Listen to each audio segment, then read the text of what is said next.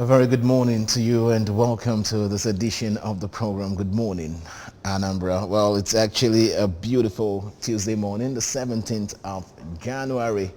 And we're live here in the city of Orca. This is ABS channel 124. You can also get us on Star Times 113 and you can also get us on Metro Digital 29. Every morning, every weekdays, you join us on this program where we'll bring to you the best of TV program. Once again, welcome to Good Morning Anambra. Ugonna, I'm not alone in the house this morning. Of course, IG is here with me. Oh yeah, a very good morning to you. Welcome to Good Morning Anambra. Yes. All right, let's kickstart the topic we have for you today. We're going to be looking at the retirement age, the new retirement age for teachers. And I know when this issue was going on, about which time should the teachers retire, should they be added more years and all of that. A lot of people had opinions about, it. So we're looking at it critically this morning. The new retirement age, is this something, worth it? Is this something we have to add more or, reduce more? But then again, how important is teachers in our society? All of this we'll be delving into this morning as we look into this topic. We already have a guest in the house who's going to be, talking to us this morning about this topic. And I'm talking about Sir Ogo Ezono. He is an educationist. Good to have you on the show. Thank you very much. Anambra, please let us stay together and enjoy this wonderful topic. All right. New retirement age of teachers. AJ, before we get to our guests, let's talk about this issue of the retirement age of teachers. We know how important teachers are in our society. At there's some point where you probably feel like, yes, it's time for them to go and rest. Of course, when we say that teachers are important, it's not that we don't mean that others are less important than those of us in the media and a whole lot of government workers. You are all very important. But then the fact remains that very soon now they will tell you that whatever you are is the teacher that made you what you are. You understand? So now that we are talking about their retirement age, well, I feel there's a lot of things to look into before we start doing that, but I'm not going to say that. Let's okay. We'll open that one. All right, over to you now, Sir Ogo Ezono. As an educationist, let's look at the roles of teachers first. Let's look at who is a teacher. Let's begin with that. Thank you very much. Just as the verb explains, a teacher is he who has been trained to teach. And what do you teach? You teach what you know, and you teach those who do not know too much. But that person knows everything, but you know at different levels. So a teacher is he who imparts knowledge to people. Okay. Every person has some element of knowledge, but then some philosophers had initially the impression that when man is born, the brain is blank like a blackboard, what they call tabula rasa, blank brain. It is the teacher who now stores knowledge into this brain, and then that person uses the knowledge to live. So a teacher is that person who teaches someone what he does not know, and what he knows but needs to know more. Okay? A teacher is the person who corrects the wrong impression. People may not know it is wrong. Okay? One may be nurturing an opinion or a behavior and thinks that is the best. But the teacher who will tell that person, it should be better if you have taken this route to approach this way. And then you get what you want. So a teacher is very important in the world. Just like my sister said, every profession is good, is very, very good, but a teacher must teach you to be what you are. Okay. A teacher must teach you. When you say a teacher now, I think my mother was also a teacher. Good. Because the person that taught you how to start walking and talking and eating and all part of teaching. Why not? Okay, yes. I was going to of teaching. Now, is it just those that we are trained to teach, or is there any other level of teaching that goes on in our lives? Fine. As we grow up? You must not go to university to be a teacher. Insofar that knowledge transfers from one person to another. That is teaching. If a woman or a man in the family, as a matter of fact, the first institution is the family. Okay? Ever before one goes to school, even if the mother or the father is not educated, okay?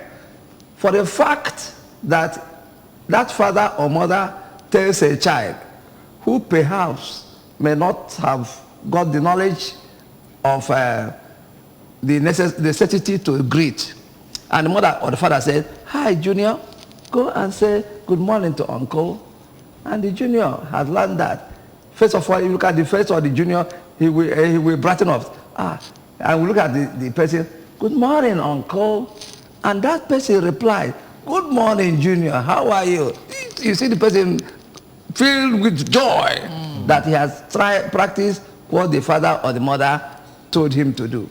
And then the reinforcement from the person greeted also gives him joy. So what I'm trying to say is that you must not be a professor to be a teacher.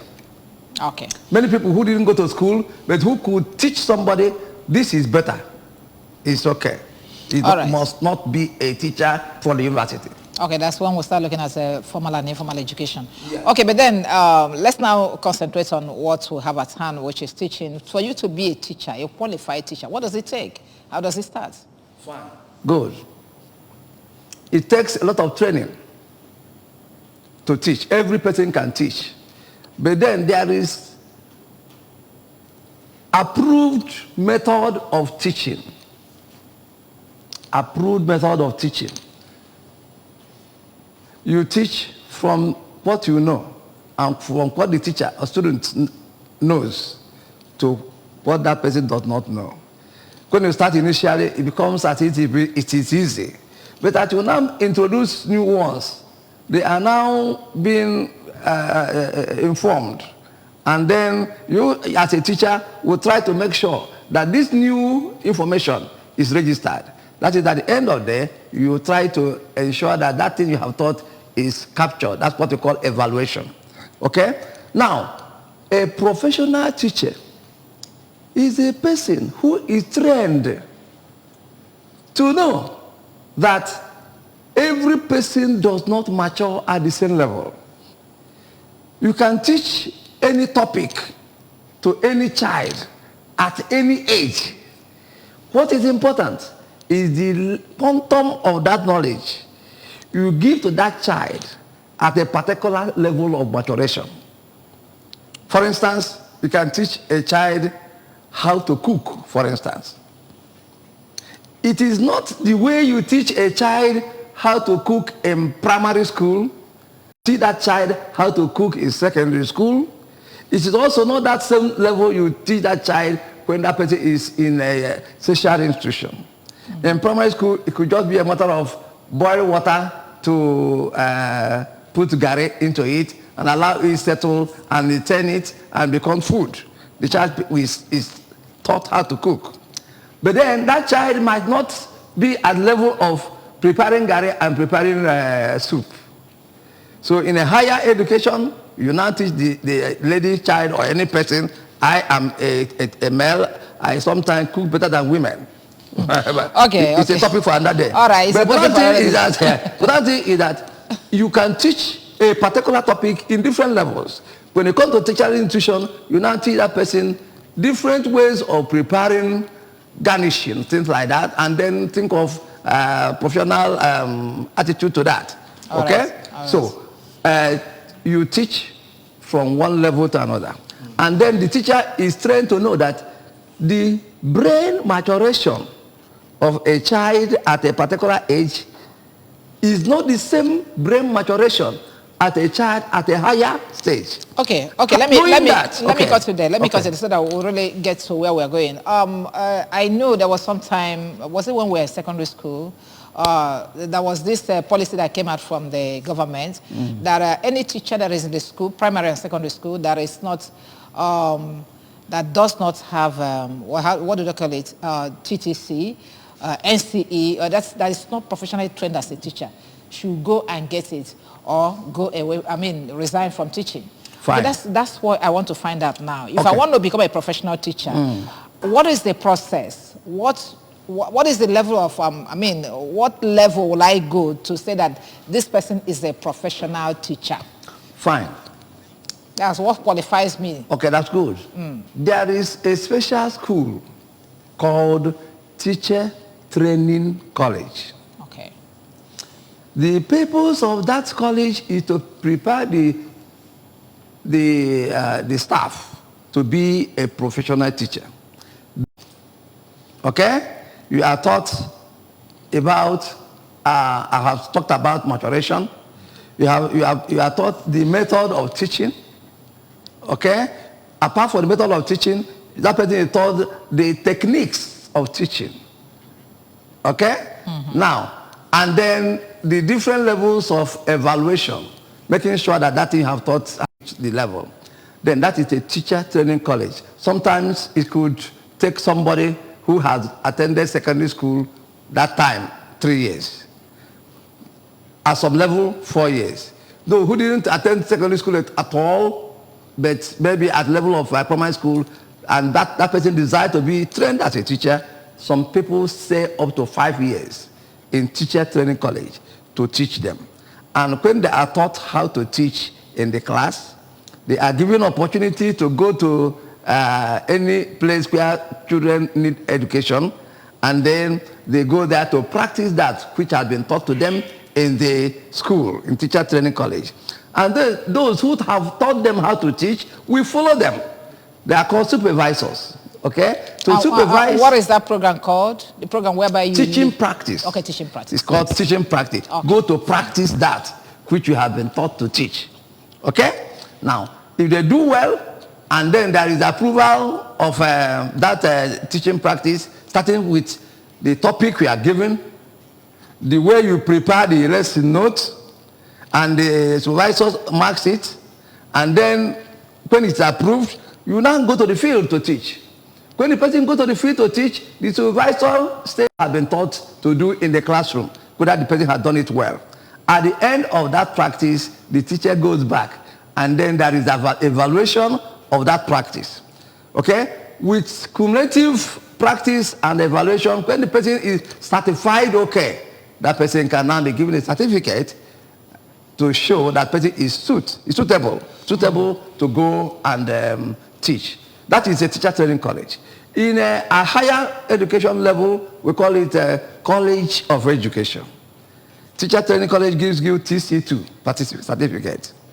College of Education gives you NCE certificate.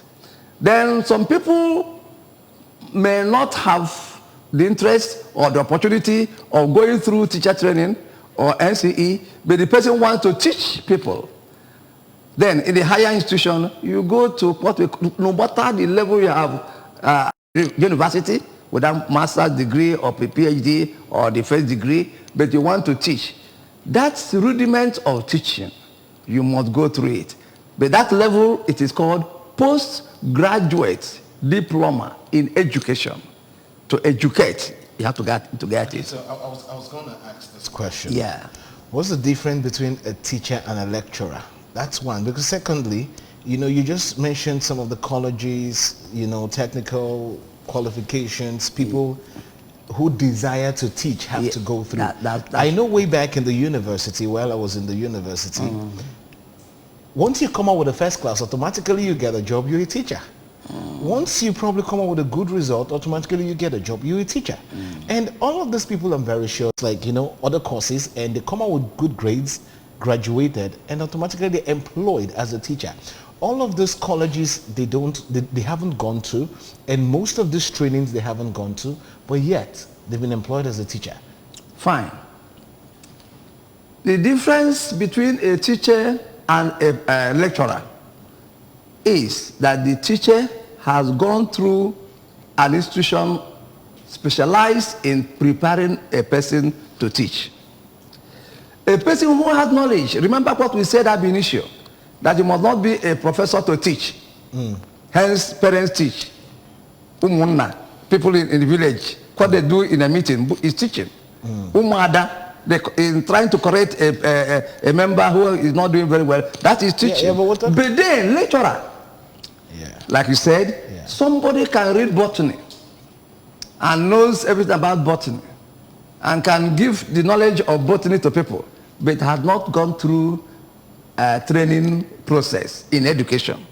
Okay? That person can impart knowledge, all right? That person is a lecturer. He lectures. He is interested in giving out that knowledge. But those steps which a professional teacher will take, because the teacher is interested that what he has taught is got by the student, and the student can now give it back to him by way of evaluation. That is why one popular teacher in the then College of Education, Oka College of Education, but he's of blessed memory now, one Zedenko, okay? Very popular man that time. He says, no matter the knowledge you have, no matter the cloud that follows you when you teach, okay? I mean, the crowd that follows you when you teach, the important thing is, has that student learned what they have taught? Then he now came up with a theory that if the student has not learned, the teacher has not taught. Okay? So teachers are people who are interested that the students understand and learn that particular skill. And they do it by way of, that's why you can have examination. But lecturers, what they know is give this knowledge. And sometimes when you ask them questions, they write the examination. That's all right. They write the examination, but then they do not take the rudiments of teaching. For instance, I tell you one thing. Okay, let's say they don't care One example. Okay. My third son is now in university. Okay? And because of this strike something, these students stayed a lot at home. And these lecturers could not finish the scheme for the semester. And then there was this particular course called, is it entrepreneurial studies or something like that, lectures, okay? And my child told me, Daddy, do you know, we did not attend this course a day. But then the lecturer told us, you have to cover these resources. I said, how do we know if we have not been taught? And the lecturer said, read it up. Read it up. That means go and teach yourself. I mean, lecturing and teaching is not the same thing. It's not the same, not the same. Okay, but the important thing is that knowledge is impacted. Knowledge is impacted, but that knowledge that is impacted has a method. Yes, so if you say the important thing is knowledge is impacted, you also mentioned something about the Denko man who says that if a student have not learned, the teacher has not taught. So when we talk about impacting the knowledge you've impacted, you know, the person has actually learned it or understand it. And that brings me to my next question. Could we say that this is the reason why a lot of students who are graduate these days, or a lot of students the university churns out these days, is nothing to write home about? Is it because they are lecturers and not teachers? Yes, that definitely they are lecturers, not teachers. And in any case, there is this slang we did not hear in our days in the 80s when we graduated. Okay? Now we hear that one may not attend the classes and sort the result. I have not heard the word sorting. I thought sorting in our time is sorting bad from good. Okay? But going to do what they call sorting, I can understand that. How can you say one doesn't attend a class and at the end of the day, the person goes to the lecturer and does sorting? What is sorting? And at the end of the day, you see a person who has not attended the class at all, who has not attended, sometimes those who might not have entered the exam hall. Okay? And we see their result out. It's unfortunate. I have respect for our lecturers. Yeah, I do. But then, those who do it are those who don't have conscience. They are worse than teachers. Okay? But because a teacher cannot do that. Yes. No teacher can do that. No teacher can do that. So are you now advocating that before you become a lecturer, you go learn how to teach? As a matter of fact, that is my advocacy. Okay? Before a person enters a university to lecture, Even if that person has first class in the university, before that person goes to lecture to teach children in the class, that person should go through postgraduate diploma. I think there's something like that in the university. Very I think there's important. something like that. So Before that you become a they lecturer, get the message through. You get your diploma. No, I think, what do I you call think it? the PGD. PGD Yeah, I think in that education. PGD is post. No, yes. But graduate is G. PGD has diploma. always been, the PGD has always been if you don't come out with a 2-1. Most times. No, that's when you want to do your master's now. in every That's course. when you want to do your master's. But when you want to lecture, yes, as we a have lecturer, PGD. you have your PGD in the you say- education. But You this saying one all is lecturers got their PGDE. PGDE. Now you see, so that's yes. Postgraduate diploma In education. Education. That's what I say. Yes. PGD in PGDE. education. Yes. Yeah. You must do the postgraduate training education to prepare you to how to educate. Yeah? That's what they call it, the great. I think there's something like that in the Yes, university. There is, but then again, the question is, do these lecturers go through them? Because I know, way back in school, that once you're out with a good result, Yeah. automatically you get a job. And what they now do, what these lecturers now do, Yes. is that they go straight up for their masters. Yeah, that's the They thing. go straight up for their masters, and after the masters, they could go ahead For for PhD. PhD. But here is the thing about the PGDE. Yeah. I don't know about. Yes. Okay. Most Let's of move them on. have it, and those who have it, have a PGDE, do better than those who don't. Those who don't but have knowledge can still teach, but I've told you the difference. They have not been trained through On how to the impart process of knowledge. teaching. Educare. Yes. Okay, let's move on now. Like today, we are looking at The retirement age. yes, the retirement age. Yeah. So, if you are asked as an educationist or a policy maker, so what age do you advocate that an educationist retires? Not just everybody now. Okay. As a matter of fact, we know that there is peak of everything. Beyond that peak, the person doesn't go up again, that person comes down. Okay? There is zeal in everything we do. And when you reach at the peak of your zeal, you take it as if it is no longer important, and person person declines. So I can say that the educationists who studied the function of the brain discovered that one teaches better at his or her prime, and after that prime, at the particular maturation level, when that person may not no longer be too zealous or have interest in more knowledge, that person may be declining. What am I trying to say? 60 years in the past had been the age of maturation. And you see that the person who is 25 years teaches with a lot of zeal and anxiety, hope to do better. Okay? And then the drive is what do you call it, the grade you are. Are you first degree grade, 08? What promotion do you have? You cannot be promoted unless you are doing better. Okay? That drive to get promoted make that person study more. And when you study more, you give better. You give you a better thing. But then, when one reaches that age of 60, whether the person has got the peak in Anambra State or in state ministry, it is level 16. Okay? If that person reaches it or not, after that, the zeal to put more may not be there. Okay? And then the age, you cannot deny nature. There's a particular age one can stay, and one cannot sit up to 10 minutes in a seat in the class or anywhere without sleeping, unless the person is addicted to cola nut or any caffeine.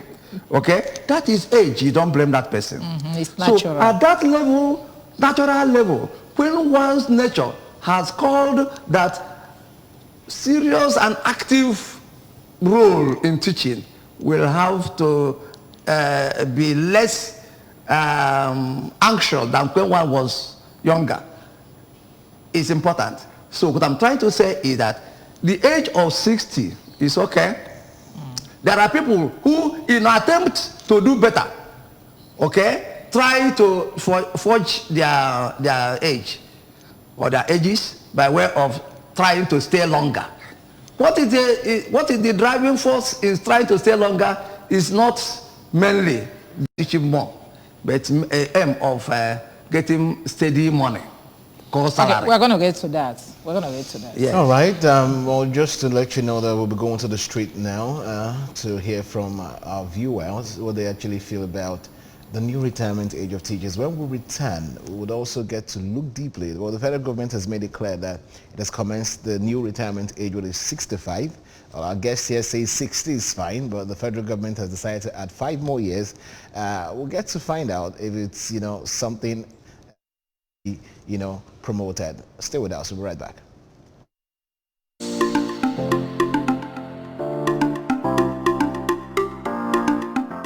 Teaching is something that has to do with knowledge and not something that has to do with physical strength. So by 65 years, a teacher is still agile, the brain is still working, and the experience garnered over the years is still there to be imparted on the student. So it's a welcome development. The older it gets, the better it becomes. I think teachers with more experience and who are older tend to be greater teachers. So I think it's a good development for the society. I don't think it's something bad. I think it's long overdue even. So kudos to the federal government for that decision. Good. It's good. 40 years is good, But the only thing I pray for is to have good working condition for the teachers, because most of them are paid. Their payment is not really good. It doesn't sustain them. So that they need something like, they need to be paid well so that after retirement they have something to sustain themselves. I think it's a welcome development. The reason is that teachers are very scarce these days. I'm talking about good teachers, not anyhow teachers. And like everything, age and experience comes to play a part. So by the time you are 40 years, by the time you are 65 years, depending on which one comes first before your retirement, you would have gotten a very good experience to be a good teacher. So to me, I think it's a welcome development. The policy is discriminatory in the sense that the policy should go across board. That is not only for teachers. It should be for all the civil servants. Because when you choose the teachers to propound that kind of policy, it's not the best. So other federal civil servants should benefit from the policy. That's my own.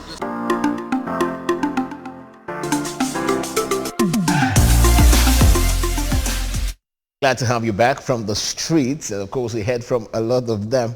And one common thing they said is a welcome development from the federal government. 65 years is the new retirement age for teachers, and a lot of people feel it's right. Let's get back to our guest in the studio, Sir Ogo Izon, who is an educationist. He's been able to tell us the difference between teachers, lecturers, and the various, degrees, ways. Yes, Now let me ask this question. You've been able to say, for you, you're advocating that anybody who is given a job as a lecturer in the university, should get the PGDE. Very important. It is a must that they should get the PGDE. Yes. And if they don't, so are you now also saying that anyone who doesn't have a PGDE should not be given a lecturing job? Are you saying that? Because you also said there are people who are brilliant, there are people who are intelligent, that don't have this degree, but they also try to pass messages, knowledge, just like IJ said. But are you advocating that this should be a law? Is. Because sometimes they say you should know. Why are you asking? You should know. Because they know. Because you know, it's not enough to show that person has learned it. At one point, before you know, you learn. Okay. After all, you were taught. Yeah, after all, you are taught. So you should teach. But yeah, you should teach. But they should be, I mean, that's my own advocation. Advocacy. Okay, my advocacy is that they should be trained in education. Because the main reason I asked this question, I used to have lecturers in the university in those days. And when they teach or when they lecture, I could see that this man, on my phone, on my course. Yes. But I also know that he's not passing that knowledge to us. That's right. But he's good. He's brilliant. So I feel like he's somebody who will write an exam and pass. But I also know that while he was teaching, the way he was teaching us, the possibility that a lot of us will fail that course if we write the exam is there. And also has his PhD. So in such cases, what about people who still go through the PGDE and still don't know how to teach? Where do we go from there? It should be strange. It should be strange to get somebody who has gone through PGDE and does not teach well. No, it's applicable in all the professions. Because the people we are... There are so many people that read mass communication. In the real practice, the person will not do well. Cannot do anything. Okay, that's, by the way, let's get to where we're supposed to be. The Yes. eyes on our ball. The retirement age of teachers. Yes. Okay, some people have said that it's not supposed to be only for the teachers. Yes. That every civil servant is supposed to benefit from that. Yes. But I know there are two ways that you can retire in public service. Okay, sorry, I use public service. Which Civil one is service. civil service? Civil service Okay, is civil for service. is for those in civil service. Public Okay. service are for people in education. You know, in public. Are you serious? Yes, yes. Ah. Public, to teach, to reach the public. Teachers are public servants. Why the civil servants are Are there? those who work in offices. Okay, thank you. So, so I know that this other application, that if you work for 35 years, you are due for retirement, or you get to the age of 60. No, if you work. Yes, for that's right. 35 That's years, right. That's good. That's what do you call it? Retirement by service. Fine. Okay, and Fine. then retirement by age. Yes. Okay. Yes. So if somebody works up to 35 years and is not up to 65 years, is the person supposed to continue teaching or working? Okay, teaching, since we are talking about teaching now. Do you know the reason for that at 5 years peak and 60 years peak? It's just like I said in the past. There is research on the best level, okay? Even though we have this saying that experience is the best teacher. The longer one stays in a profession, the more experiences, okay? And these experiences are the things that will make that person better, okay? And the experiences that person should impact on those coming up. That I have got this, that my good friend just said that in a class, a teacher will be teaching, and the students themselves believe that this teacher has the knowledge, this lecturer has the knowledge, but they are not following the lecture very well. And that's why they will fear failing the exam. Because that teacher, that lecturer has not taught them from known to the unknown. So he may bring the conclusion in the introduction, and get the introduction at the conclusion, okay, and getting the students confused, so to say, even though it sounds academic. Okay. So what I'm trying to say is that there is nothing wrong in having 60 years or 65 years, okay. That's why I said some people forge their years to stay longer, but you see the input is important. 35 years you have done that, you have done the best. Go and let other people come. Okay? 60 years, even if you have not thought up to 35 years, but you reach 60 years, go, let others come. Okay, no. Now that is a new policy. But no, I'm talking about the past. Now years. the issue is 65 years. Fine. You will find out that some people will still do better from 60 years to 65 years. But you also find out that some people may not be functional up to 65 years. It could be age factors. It could be the zeal to work. All they are interested is at the end of the month, give me my salary. Okay? They may also feel that they could have got it better outside the system when Chief, they are. Chief Ezono, Yes. we are looking at the policy here. Yes. Policy is okay. The policy of, as a teacher, Yes. you have extra 5 years Yes. for retirement. Yes. So my question is, Does it apply to somebody who has worked for 35 years and is not up to 60 years of age? No. Do you understand? The issue of 35 years now is the maximum one to teach. If they have increased the 60 years, which agreed with 35 years to 65 years, it therefore means one should now work for 40 years. No. No, but the new one now. No, but the new one now with the teachers now is 65 and 40 years pension. That's what I'm saying. Yeah, 5 years addition. Yes. Okay, that's what I. 5 years addition. That's the thing. That's what I want to know. Okay, so 5 years addition. So if you are retiring by age plus 5 years. Yes. If you are retiring by service plus 5 years. Yes. Okay. But what we shall be interested is the input. The okay, quality of the input. No, let's talk about what you have been, saying. Yes. Padding. Yes. Padding of age. Because right now. Yes. So if you have padded your age, okay, assuming you are, let's say, you are 60 years, okay? You have sat for 60 years. When in actual sense you are 65 years or 67 years, as the case may be. Okay, and now another 5 years is added to you. Assuming you are 65 years, another 5 years is added to you. Going to 70 years. So you are, assuming you are 67, another 5 years, you are going to 70-something years. That's right, that's the danger. Okay, so what do we do now to handle this padding? Is there any way they're going to find out whether somebody has padded his or her age or not, so that you know whether you are beneficiary of this extra 5 years? Yes, why not? Why not? There are ways the people in authority can screen the age of people. Okay? There are very clear ways. It's not just getting the affidavit from the court or the birth certificate. There are different ways one can do that. They can even apply scientific method of getting the age of a person. That can be done professionally through blood tests or things like that. It is possible. Very, very possible. But what I'm trying to say is that I do not advocate for somebody to stay longer than the required age. Now 65. Okay? Those who forge. That's why when I was in the field teaching, and we would go for what they call clinical supervision to supervise those teaching. Many a time we found those people who had forged their ages. The phobia of seeing us. Makes them yes, because they have not prepared that clinical supervision well. The phobia used to throw most of them off. And I know I have experienced 2 or 3 occasions where we went for clinical supervision and somebody collapsed. And for that collapse, that person died.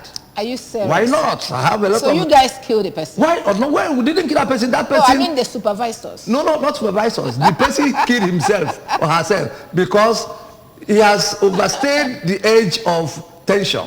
That is it. And in any case, I continue to tell my colleagues when I was still in education that clinical supervision should not be a period of tension.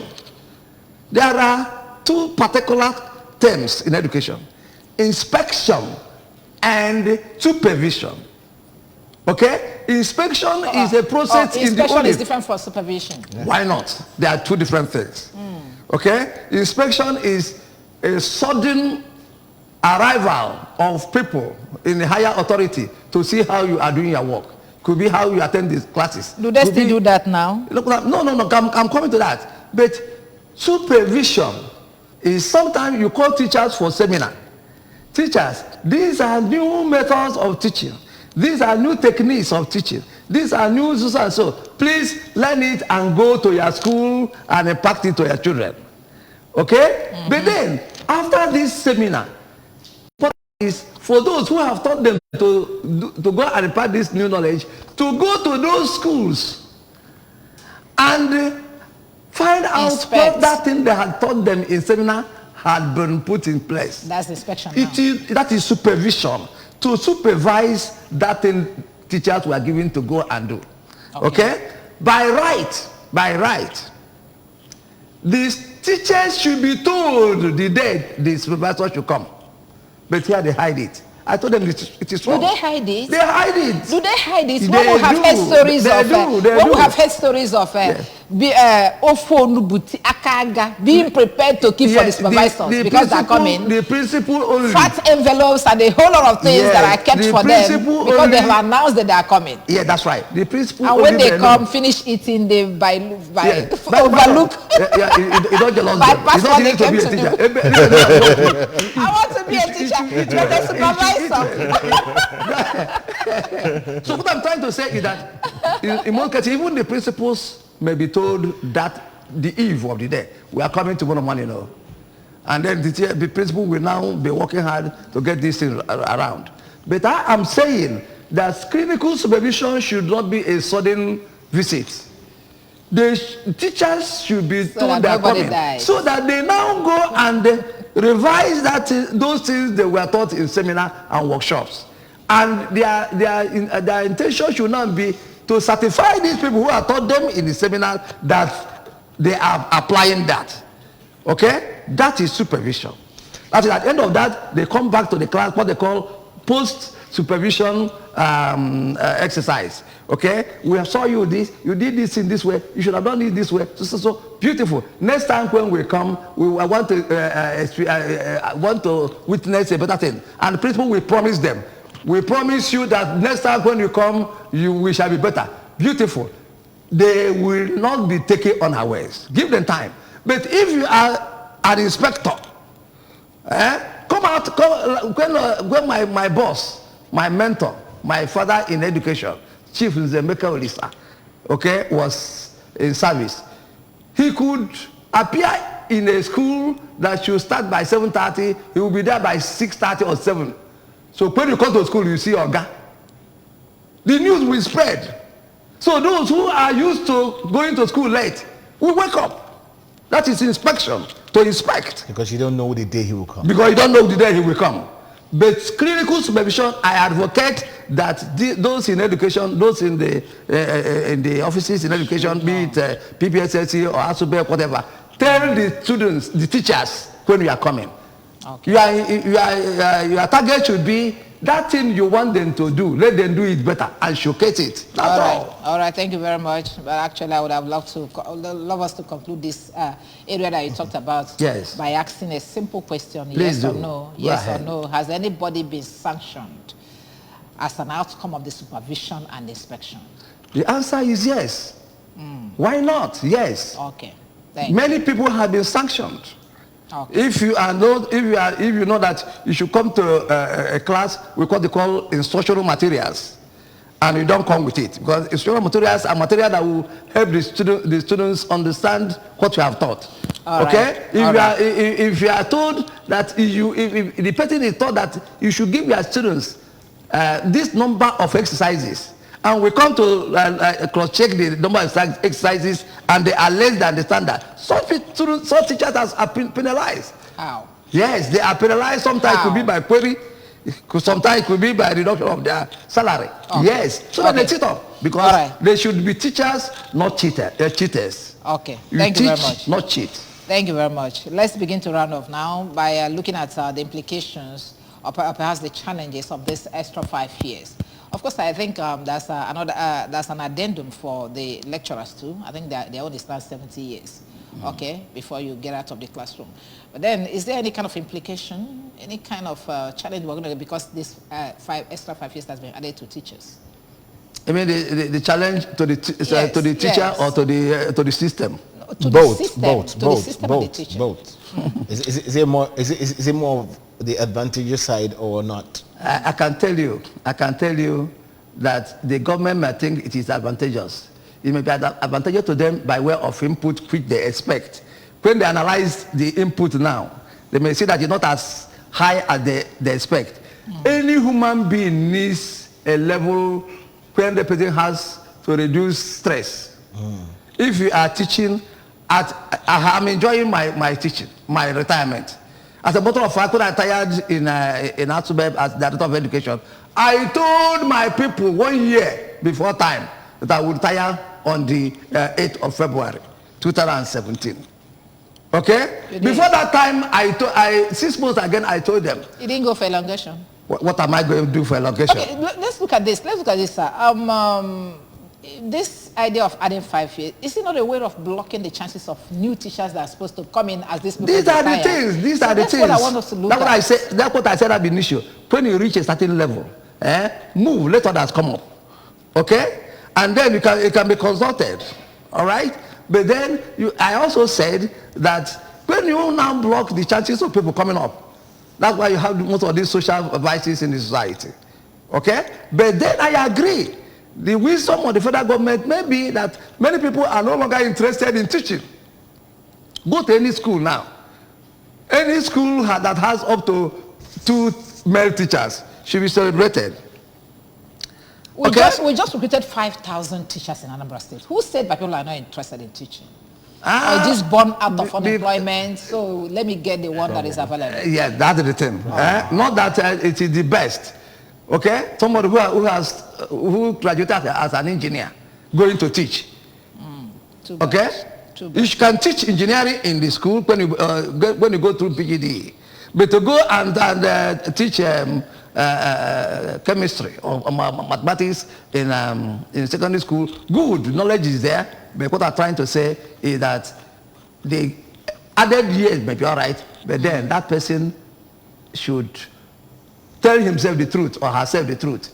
Am I really as zealous after 65 years as it is now? All right, thank you very much. Right. Well, of course, time is now our friend. We have to run away from here. But well, you know, everybody has got his own opinion. The federal government has made it clear that 65 years for the new retirement age for teachers and 40 years pensionable, same for, you know, teachers. And of course, our guest here has also aired his own opinion on why it's also good what the federal government has done, but then again, he's also looking at the implication of this extra 5 years.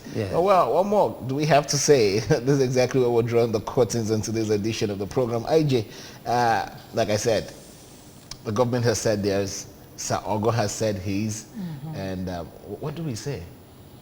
Well, what do we say? We just want to believe that this is not political, that these things are not coming up because election is here and you want to win more souls for more votes. Okay? If it's well articulated that this is good for the system, oh well, who are we? But it should go round. That's what people are saying. Let it go round. Okay, merry-go-round. Let it go round.